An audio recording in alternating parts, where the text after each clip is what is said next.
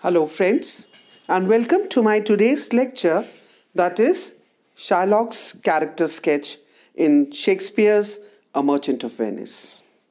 Friends, in my earlier few lectures on A Merchant of Venice by William Shakespeare, I spoke about the summary of the play, the various themes that Shakespeare has dealt with in the play A Merchant of Venice, and also a few character sketches, that is of Portia and Bassanio.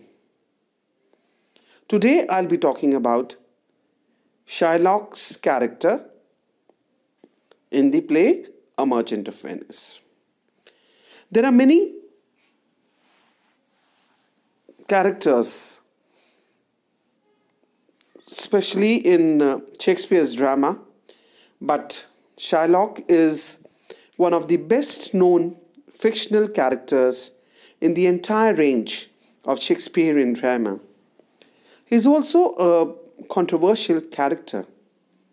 Some critics and readers regard him as a villain, while others believe that in spite of his villainy, he also deserves some sympathy. So we need to judge and examine his character impartially. Shylock does certainly possess some such traits which one would hate, and he deserves to be called a villain. But we still sympathize him because he is not only a wrongdoer, but he is also a victim of the wrongdoings by others. And Shylock has various characteristics in him which mark him as somebody unique. Among them, some of them are like he's an usurer, his intolerance of Christianity and the Christians. He's a very miser and a mean person. His deceitful and crafty dealings, his revengeful and bloodthirsty nature. He's also of suspicious nature, and he has certain redeeming qualities also. And I'll be explaining these qualities in detail. Now, as an usurer, we all know that Shylock is a moneylender, and no profession, even money lending by itself, is not something shameful or rather discreditable or degrading or even objectionable. Now, but this profession becomes odious and abhorrent if the moneylender he exploits the innocent people and charges heavy rate of interest from them. And Shylock is one such moneylender that we are talking about, who excuse me, who tries to accumulate wealth and make himself rich by exploiting the financial needs of the people.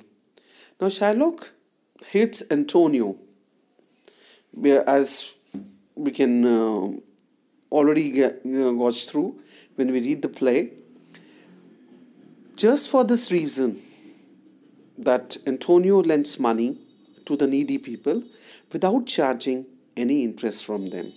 And because of this, the rate of interest in Venice is brought down. And Shylock does not like this. Now, he has already hoarded a lot of wealth by usury, but he yearns for more. He is never satisfied, and that's the reason he is hated by everybody in the play. Now, Shylock is a typical Jew, just because we all know that in olden times, the Jews were regarded as the usurers. But now that image does not hold anymore true. That image has been broken down in today's times, and today they are considered as gifted, talented, and one of the versatile race of the people. Another characteristics that mark Shylock is his intolerance of the Christians. Now we are opposed to Shylock not just because of his usury, but also because of his religious intolerance. In the play, we have seen at many instances where Shylock exhibits his hatred of the Christians very fiercely.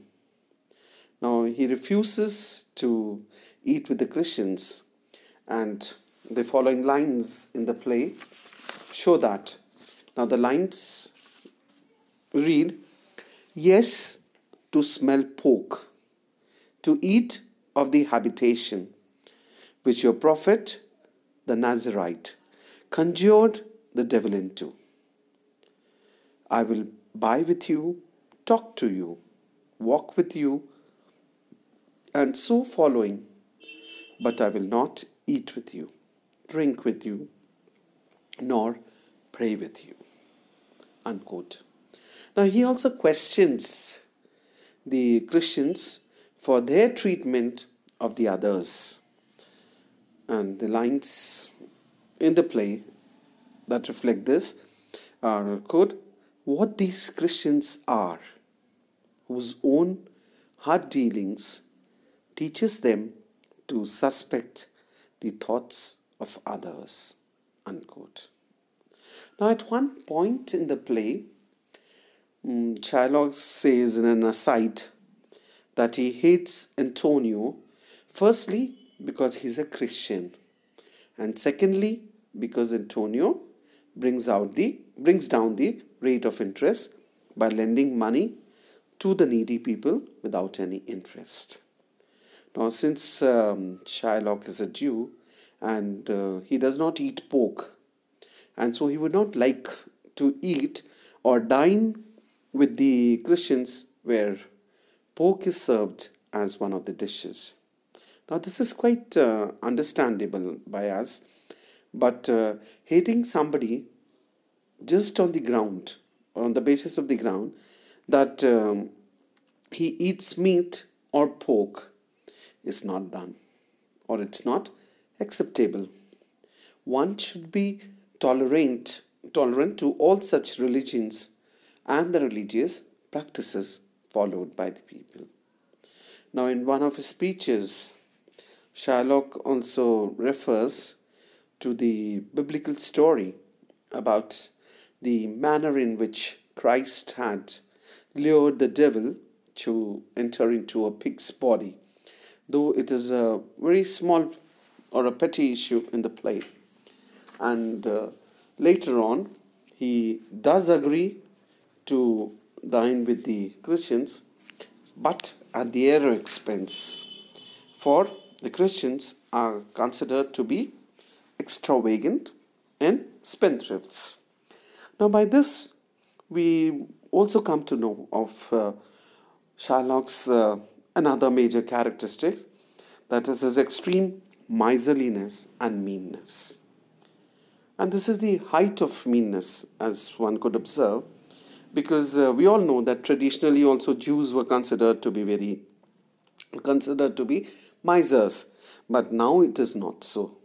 Lancelot Gobbo, now he refers to Shylock's miserliness when he says that in the Jew's service he is famished, or he starves rather, and Shylock reverts,